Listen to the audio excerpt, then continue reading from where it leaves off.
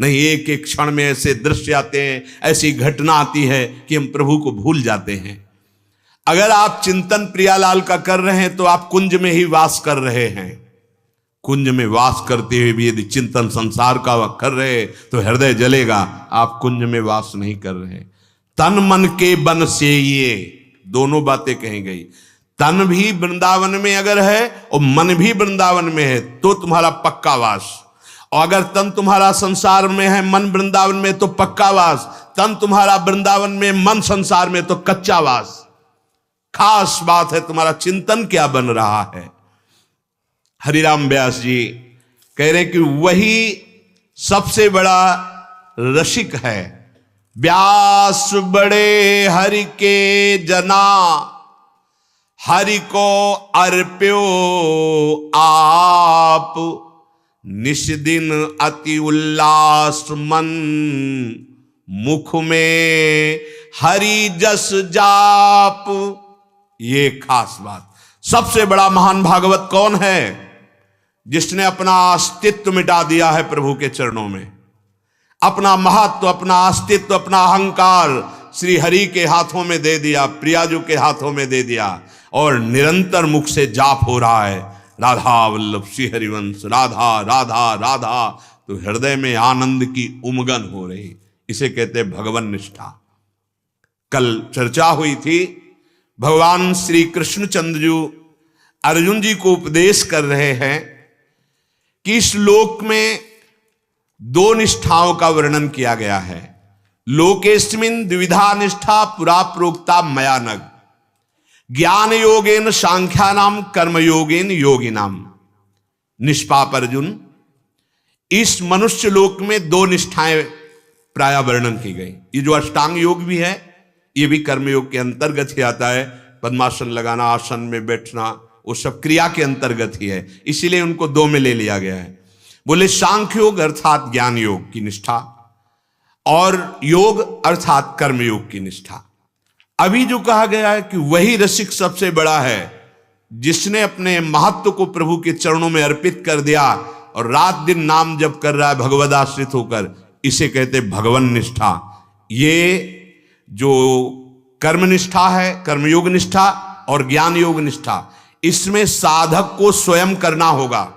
जहां फिसलेगा वहां फिसल जाएगा, जहां पार होगा उसे पार हो जाना माना जाएगा। लेकिन भगवन निष्ठा में ये स्वयं की निष्ठा नहीं है, ये भगवत प्रदत्त निष्ठा। कल चर्चा हुई थी। इसमें तुम फिसलोगे भी तो करो सदा तिनके रखवारी, जिम बालक राखे महतारी। जैसे मां कार्य भले कोई कर रही हो पर उसकी एक दृष्टि अपने बच्चे पे रहती है। कहीं कुछ ऐसा ये अज्ञानी है, ऐसा ना कर बैठे जो इसे दुख हो जाए। ऐसे भक्तन पाछे यो फिरत ज्यों बछड़ा संग गाय। जैसे बछड़ा किलकता हुआ आगे जा रहा है, उसे मां की परवाह नहीं, पर मां रंभाती हुई पीछे गाय जा रही। ऐसे भगवान भक्त के पीछे पीछे। और महापुरुषों ने तो यहां तक देखा, जहां भक्त मेरा चरण रखे वहां रखूं मैं हाथ, पीछे पीछे मैं फिरूं कभी न छाड़ूं साथ। इसे कहते भगवन निष्ठा। इसे अलौकिक भगवान ने कहा है। लौकिक दो निष्ठाएं वर्णन की जिसे साधक को स्वयं तरना होगा, कर्मयोग और ज्ञान योग। ये जो भक्ति योग, प्रेम लक्षणा भक्ति, भगवन निष्ठा है, ये अलौकिक है। लोकेस्मिन् द्विविधा निष्ठा, ये दो निष्ठाएं, एक है क्षर, एक है अक्षर। क्षर संसार, तुम्हें जो शरीर, भोग सामग्री, बुद्धि प्राप्त हुई है उसे निष्काम भाव से सबकी सेवा में लगा दो, मुक्त हो जाओगे। इसे कहा गया कर्मयोग, कोई फल की आकांक्षा नहीं। और अक्षर अविनाशी, जो मेरा स्वरूप है, आत्मस्वरूप, क्षर का त्याग करके स्थूल सूक्ष्म कारण तीनों शरीरों के चिंतन का त्याग कर दिया गया, तो जो है अक्षर वो मुक्त अनुभव हो गया। मैं मुक्त हो गया। ये ज्ञान योग। मुक्त था, केवल जहां फंसा था उसका त्याग कर दिया। ये साधक के ऊपर है। लेकिन ये अलौकिक निष्ठा, मैं प्रभु का, मेरा सर्वस्व प्रभु, बहुत बहुत बड़ी चीज। ऐसे के पीछे भगवान स्वयं एकादशी स्कंद में वर्णन करते हैं। अनुव्रजा में हम नित्यम पुए तंग रेणु ही, मैं ऐसे भक्त के पीछे डोलता हूं कि उसकी चरण रज मेरे ऊपर पड़ जाए। क्या हुआ, सर्वस्व भगवान को अर्पित कर दिया तो अब सब कुछ भगवान हो गया। ज्यादा उसको मेहनत नहीं करनी पड़ी, प्रारंभ से ही उसने अर्पण भाव कर लिया तो स्वयं भगवान अपने हाथ में बागडोर ले लिए आगे बढ़ा देते हैं। अभी हमारा अहम समर्पित नहीं हुआ, इसलिए आप देख रहे हो आपके मन में काम आ रहा है, क्रोध आ रहा है, तो आपको लगता है मैं भगवान का शरणागत हूं, ऐसा क्यों आ रहा है। चुपचाप सह जाओ, सहने से अहंकार गलित होगा, समर्पित हो जाएगा, क्योंकि आप शरणागति के मार्ग पर चल रहे हो। किसी को बुरा ना समझो, किसी का बुरा ना चाहो, किसी का बुरा ना करो, आरंभ हो गया आपका कल्याण मार्ग।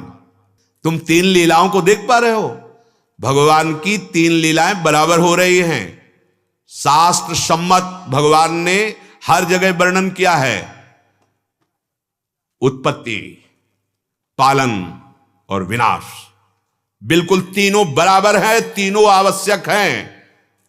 अरे भैया, जितना आवश्यक जन्म होना है उतने ही आवश्यक पालन होना है, उतने ही आवश्यक विनाश है। ये तीनों सृष्टि की सेवा है। ब्रह्मा, हरि, महादेव, परम ज्ञान समुद्र भगवान शिव का संहार लीला है। कभी रोग रूप में, कभी नाना प्रकार के आक्रमण के रूप में वो समेटते रहते हैं।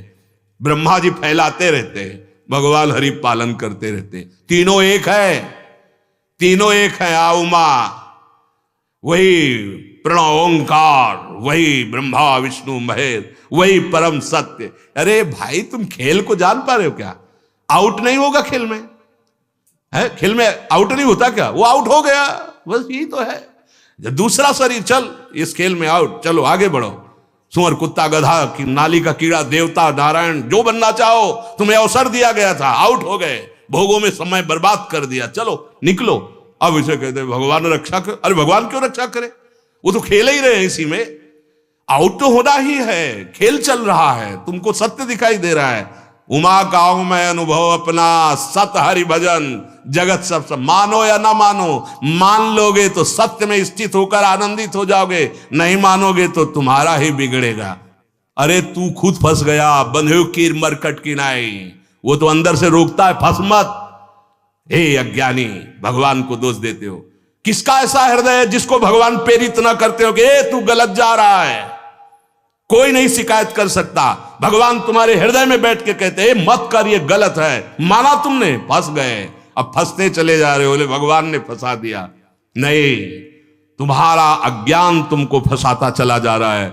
और जब तुम वास्तविक जान जाओगे तो वही निकलोगे जिसकी खोज करने गए थे। हमारी बात मान लो, ये बहुत बढ़िया भाग्य है जो अध्यात्म की बात सुनने को मिल रही है।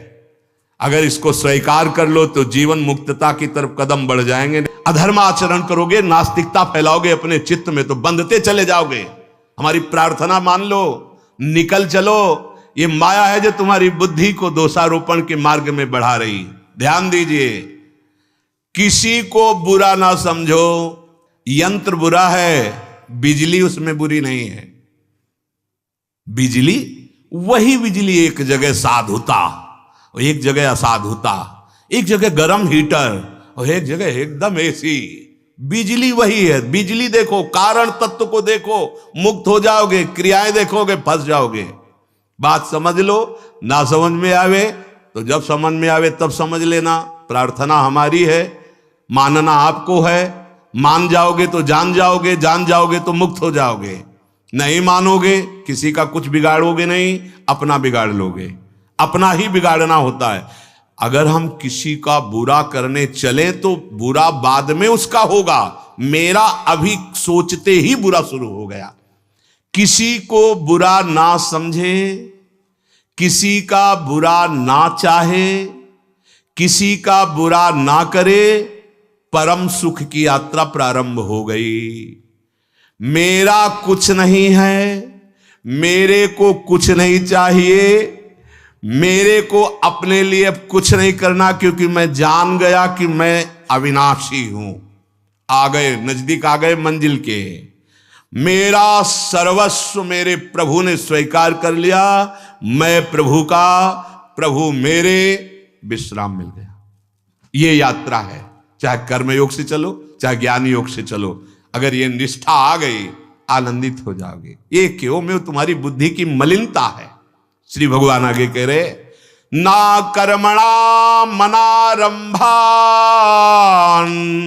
नैष्कर्म्यम पुरुषोष्णुते न च संन्यसनादेव सिद्धिम समधिगच्छति।